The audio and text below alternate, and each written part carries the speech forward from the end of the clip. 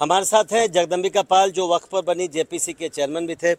पाल साहब, ये बताइए, all India Muslim personal law board ने कल एक प्रेस रिलीज जारी किया और कहा कि जेडीयू, टीडीपी, एलजेपी जैसी जो पार्टियां हैं वो सोच लें, या तो वो बिल का समर्थन करें, बिल का विरोध करें, नहीं तो मुसलमानों का वोट नहीं मिलेगा उनको या उनका सहयोग नहीं मिलेगा। क्या इससे ये तो साफ है चेतावनी है। कि all India Muslim personal law board चेतावनी नहीं, धमकी दे रहा है।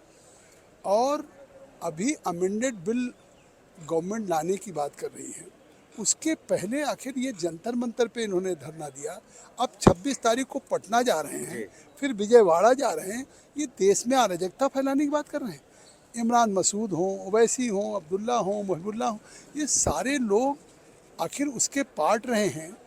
और अभी जब सरकार बार बार कह रही कि हम इस अमेंडमेंट्स को इसलिए ला रहे हैं कि एक ट्रांसपेरेंट हो, बेहतर हो, इसका फ़ायदा गरीबों को, पसमानदा को, महिलाओं, बच्चों को मिल सके, तो आखिर इसके बाद पूरे देश के मुसलमानों में, अल्पसंख्यकों में भ्रम फैलाया जा रहा है, प्रोटेस्ट किया जा रहा है। या तो उन मुतवल्लियों के हक हकूक़ की हिफाजत के लिए जो बेच रहे हैं वक्फ की प्रॉपर्टी का आखिर कौन खुर्द-बुर्द कर रहा है? या तो केयर टेकर, मुतवल्ली या वक्फ बोर्ड के लोग। आज कोई सरकार नहीं कर रही है या हम नहीं कर रहे हैं। तो अगर इसको बेहतर लाने के लिए एक ट्रांसपेरेंट अमेंडमेंट्स आ रहा है, हमने अपनी रिपोर्ट दे दिया, हमने 15 अमेंडमेंट किया है।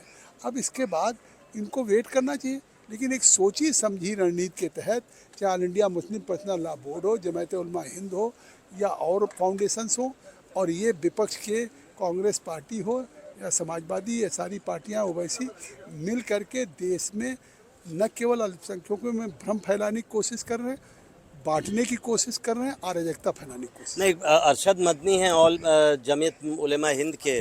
उन्होंने तो कल नीतीश कुमार की इफ्तार पार्टी थी, उसका बहिष्कार कर दिया कई मुस्लिम संगठनों ने। आप इसको जायज़ मानते हैं? देखिए, अब अगर नीतीश कुमार एक मुख्यमंत्री के रूप में इफ्तार दे रहे हैं, तो इसका मतलब है कि कहीं ना कहीं पूर्वाग्रह से लोग प्रेरित हैं। आखिर एक कानून है, कानून तो पार्लियामेंट पास करती है, उसमें सभी सत्ता पक्ष प्रतिपक्ष के लोग हैं, और इसके बावजूद भी उन्होंने अगर उनको बुलाया और वो उसका बहिष्कार कर रहे हैं, तो क्या संदेश देना चाहते हैं और किस सीमा तक जाना चाहते हैं इसके विरोध में, और किस तरह की धमकी दे रहे हैं कि हम बहिष्कार करेंगे या हम पास नहीं होने देंगे। पास होने के देने के बाद एक अदीब साहब ने कहा, इसका हस्र जगदम्बिका पाल देखेंगे। तो आखिर वो उनके मन में क्या है? मतलब प्रजातंत्र में हिंसा की कोई जगह तो है नहीं। इस तरह के बयान, धमकी देना कि अगर ये कानून पास हो गया तो जगदम्बिका पाल या उस पार्टी का हश्र क्या होगा, तो मुझे लगता है कि ये कहीं ना कहीं अराजकता है, फैसिज्म है, और लोगों में भ्रम पैदा करके लोगों को एक हिंसा के लिए प्रेरित करने की बात हो रही है। बहुत बहुत शुक्रिया। तो अभी तो बिल आया भी नहीं है, जो अमेंडेड बिल है, और उसके पहले इस तरह की बातें करना, जगदम्बिका पाल का कहना है कि ये एक अराजकता फैलाने की कोशिश है और हिंसा का कोई स्थान नहीं है। जिस तरह की बातें मुस्लिम संगठनों की तरफ से की जा रही है, ऐसे में जगदम्बिका पाल कह रहे हैं कि लोकतंत्र में हिंसा का कोई स्थान नहीं है, और किस सीमा तक जाके विरोध होगा ये भी सवाल पूछ रहे हैं जगदम्बिका पाल।